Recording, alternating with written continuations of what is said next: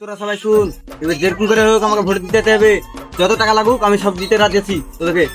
কোথায় যাবে ওটা তুমি জিতবে না, আর কেউ জিততে পারবে না। এবার ভোটে জিতবে গা বিমল স্যার টাকা দেয় না, ভোটে জিতবে। ভোটে জিতবে গা এবার ভোটে জিতবে গা এবার ভোটে জিতবে গা এবার ভোটে জিতবে গা।